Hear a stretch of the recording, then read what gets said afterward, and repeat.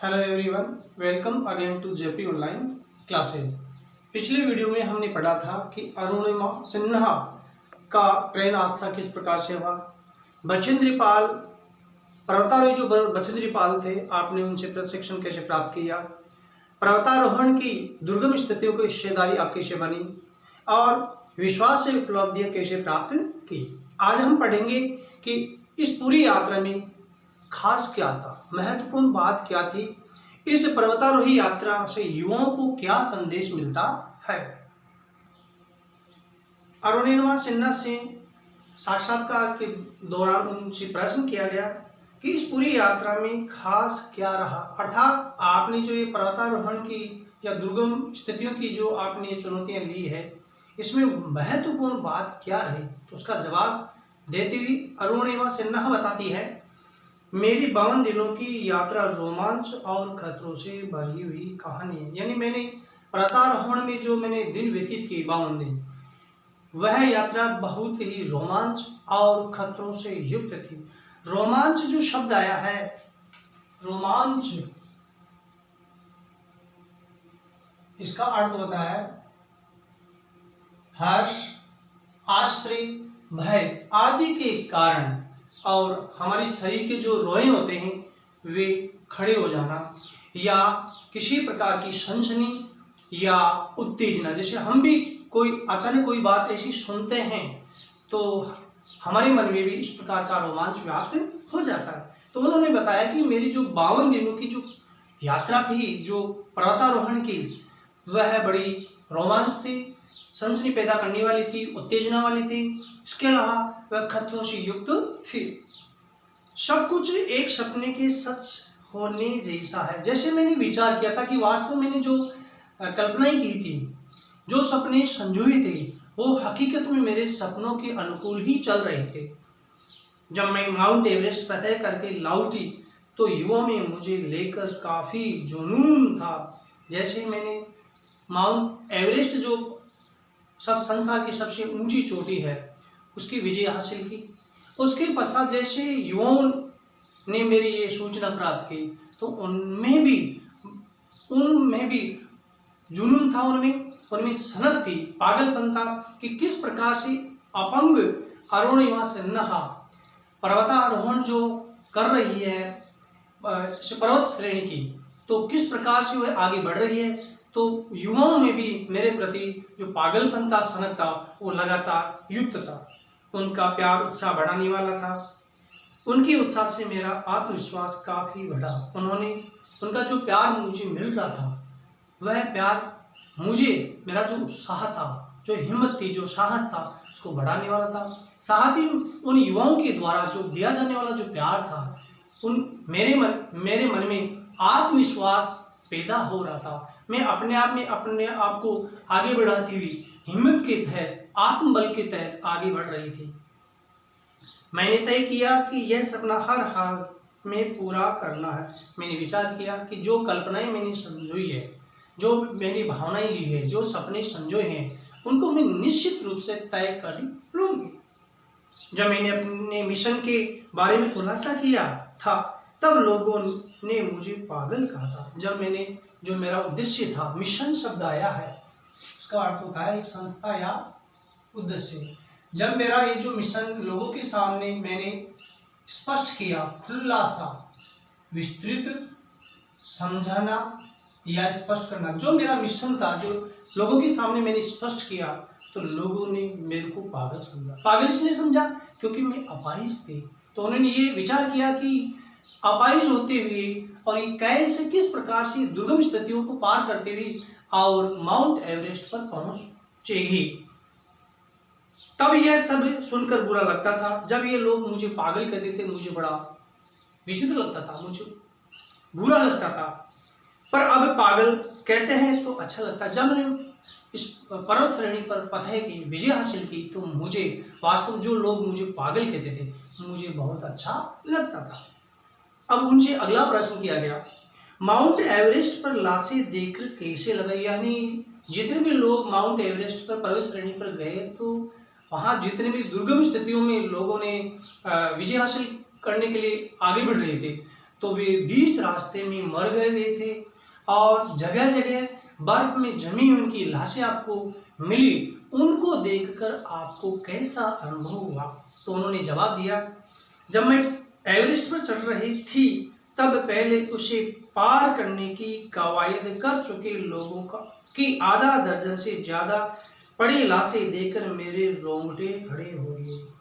जैसे मैं आगे बढ़ रही थी और जब आगे बढ़ रही थी, जो पर्वतारोही थे वे दुर्गम स्थितियों से इस पर्वता श्रेणी में आगे बढ़ रहे थे और उन्हें पहले उन्होंने अपनी जो ये कवायद कर चुके, अर्थात कवायद एक शब्द है, कवायद यानी कार्यविधि जो कर चुके थे, अपने मन में संजोए थे कि किस प्रकार से हमें आगे बढ़ना है। और जब उनकी लाशें मैंने देखी, उन लाशों को देखकर मेरे रोंगटे खड़े हो गए। रोंगटे खड़े का मतलब होता है अत्यधिक मैं डर गई। रोंगटे खड़े होना एक मुहावरा है, रोंगटे खड़े होना, यानी जो पर्वतारोही थे उन्होंने अपनी जो कवायद पहले से निश्चित कर रखी थी और बीच में उनकी लाशों को देखकर और मेरे रोंगटे खड़े हुए, अर्थात मैं अत्यधिक भयभीत हो गई।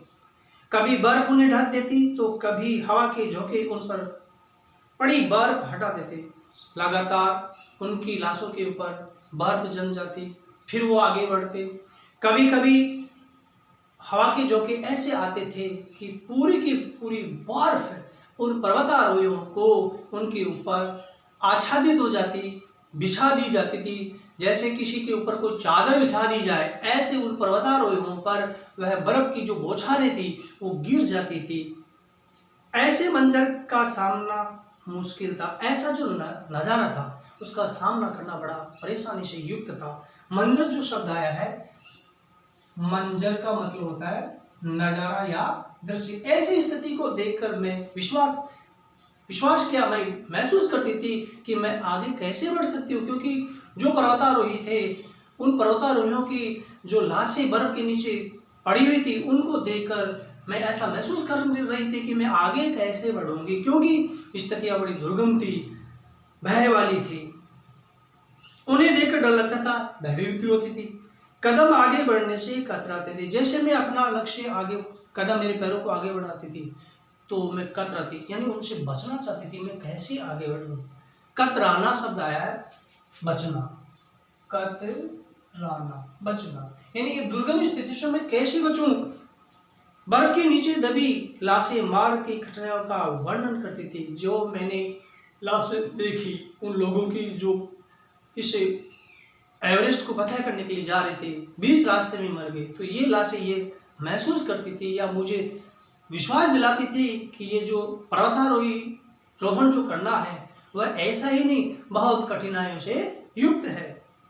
ये सफ़र मुश्किल था, ये रास्ता या जो मिशन मैंने लिया था वह बहुत ही खतरनाक था, लेकिन नामुमकिन नहीं, अर्थात असंभव नहीं। मेरे लिए नामुमकिन, एक शब्द आया है नामुमकिन, नामुमकिन, असंभव। इन स्थितियों को देखकर मुझे ऐसा लगा कि मैं आगे सफल नहीं हो सकती। नामुमकिन का मतलब होता है असंभव। फिर उनसे प्रश्न किया गया, आपको बीच में से वापस आने को कहा गया पर आप आगे बढ़ते भी, इसके बारे में बताएं। यानी नीचे जो कैंप होते हैं, शिविर लगे होते हैं, तो शिविर से ही इनके पास में इंटरनेट के माध्यम से, मोबाइल के माध्यम से संदेश दिए जाते हैं, क्योंकि नीचे से सारी स्थिति को इंटरनेट के माध्यम से या जो ऊपर से सैटेलाइट होते हैं उपग्रह के माध्यम से चित्र देखे जाते हैं कि आगे की ऐसी स्थिति आती है। तो उन्होंने मेरे को कहा कि दुर्गम स्थितियां आ रही है, क्योंकि आप अपाहिज हैं, अपंग हैं, आप आगे कैसे बढ़ सकते? तो उन्होंने कहा कि आप नीचे आ जाइए, क्यों आगे जा रहे हैं आगे बढ़ने के? तो मैंने कहा मैं आगे बढ़ती रहेगी, और ऐसी स्थिति में उन्होंने मेरे को वापस आने का, तो मैं आगे बढ़ रही। ऐसी स्थिति के बारे में वो अपना साक्षात्कार, मुलाकात बतला रही। पर्वत बहुत सी चुनौतियों का सामना करना पड़ता है। कह रही है कि पर्वतों पर जब हम आगे बढ़ते हैं तो विभिन्न प्रकार की स्थितियाँ, चुनौतियाँ आती है, क्योंकि जैसे ढलान भी होती है, घाटियाँ होती है, दुर्गम स्थितियाँ होती है, वहाँ आगे बढ़ना एक चुनौती वाला सवाल होता है कि सामना जरूर करना पड़ता है। उसी में से एक चुनौती है ऊंचाइयों पर ऑक्सीजन का स्तर। जैसे जैसे हम धरातल से और ऊंचे स्तर पर जाते हैं तो ऑक्सीजन का जो स्तर है, लेवल जो है जिसे कहते हैं अंग्रेजी में, वह धीरे धीरे घटता जाता है। अर्थात प्राणवायु हमको मिलती नहीं तो साथ में ऑक्सीजन के सिलेंडर भी लेकर जाते हैं, तो धीरे धीरे स्थिति बड़ी दुर्गम होती जाती है। जैसे ऊंचाइयों पर हम जाते हैं तो ऑक्सीजन का जो लेवल होता है वह घटता जाता है। जैसे जैसे मैं ऊपर जा रही थी वैसे वैसे ऑक्सीजन भी कम होती जा रही थी, क्योंकि प्राणवायु होती नहीं वहाँ। तो जैसे जैसे ऊंचाई पर जा रही थी तो ऑक्सीजन की मात्रा बहुत कम होती जा रही थी, तो यह भी मेरे एक खतरे से युक्त थी ऐसी स्थिति। इसी बीच मेरा ऑक्सीजन सिलेंडर खत्म हो गया। हुआ क्या मेरे साथ कि मेरा ऑक्सीजन जो सिलेंडर था वह खत्म हो चुका था। वह समय बहुत मुश्किल था, वह जो स्थिति थी, वो परिस्थिति थी, मुश्किलों से युक्त थी। पर मैंने धैर्य नहीं खोया, लेकिन मैंने हिम्मत नहीं हारी, मैं आगे ही बढ़ती गई। कैंप से मेरे पास फोन आ रहे थे कि तुम वापस आ जाओ। जो शिविर हमारे नीचे रखे हुए थे, क्योंकि नीचे से सूचनाएं का आदान प्रदान हो रहा था फोन के माध्यम से, तो वे लोग कह रहे थे शिविर के माध्यम से, कैंप अंग्रेजी शब्द है CAMP, उसका अर्थ होता है शिविर या डेरा। वहां से मुझे सूचना दी जा रही थी, क्योंकि सैटेलाइट के द्वारा, उपग्रह के द्वारा मेरी स्थिति को देखा जा रहा था कि आप वापस आ जाए, क्योंकि आपका ऑक्सीजन सिलेंडर भी खत्म हो चुका है और आप आगे न जाइए। जहां तुम पहुंची हो वो भी एक रिकॉर्ड, अर्थात जहां आप पहुंच चुकी हो वह भी एक विश्व का एक रिकॉर्ड है, इसलिए आप वापस आ जाइए। पर मैंने तो मंजिल पाने की ठानी, मैंने निश्चय किया था कि मैं अपने उद्देश्य की पूर्ति पूरी करूंगी। बीच में कैसे रुक जाती, क्योंकि मेरे में अदम्य है, अर्थात हिम्मत थी, उत्साह था, जुनून था, इसलिए मैं आगे बढ़ रही थी। मैंने फैसला कर लिया था कि मन में कि मैं इस एवरेस्ट को फतह करूंगी। मैं बिना रुके आगे अपनी मंजिल की ओर बढ़ती गई और उसे पा भी लिया, और बिना रुकी हुई हिम्मत के तहत मैंने अपना जो मिशन ले रखा था, उद्देश्य ले रखा था, उसको पूरा किया और उसको मैंने प्राप्त भी कर लिया। अर्थात एवरेस्ट की जो फतह थी मैंने हासिल कर ली।